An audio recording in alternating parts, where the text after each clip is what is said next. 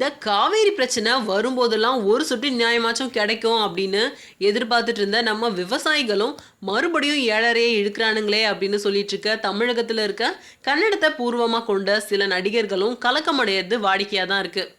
ரெண்டு மாநிலத்தையும் பேலன்ஸ் பண்றது அப்படின்றது இனிமே நடக்காத விஷயமாயிடுச்சு.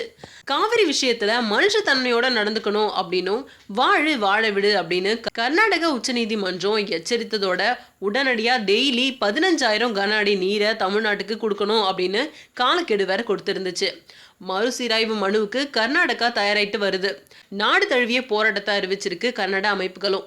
ரெண்டு மாநில எல்லைகளோட போக்குவரத்து நிறுத்தப்பட்டு இருக்க நிலையில கர்நாடகாவில் வெளியாக இருந்த இருமுகன் திரைப்படம் இப்போ எப்போ ரிலீஸ் ஆகும் அப்படின்னு தெரியாம விழி பிதுங்கி நின்றுட்டு இருக்கு.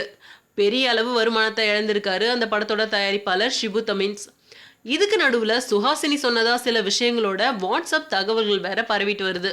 கன்னடத்துல ஏராளமான படங்கள்ல நடிச்சிருக்க சுஹாசினி ஒருவேளை சொல்லியிருந்தாலும் சொல்லியிருப்பாங்க அப்படின்னு என்ன வைக்குது.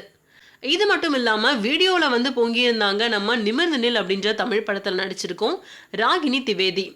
இங்க எங்களுக்கே தண்ணி இல்லாதப்போ நாங்க ஏன் தமிழ்நாட்டுக்கு தரணும், தரமாட்டோம், வாங்க போராடலாம் அப்படின்னு கூப்பிட்டுருக்காங்க திரிவேதி.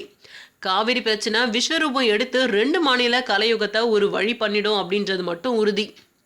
இருந்தாலும் விவசாயிகளுக்கு இவங்களால ஏதாவது லாபம் கிடைக்குமா அப்படின்னு பார்த்தாக்கா அட போங்கயா அப்படின்றதே இப்போதே கவலையா இருக்கு.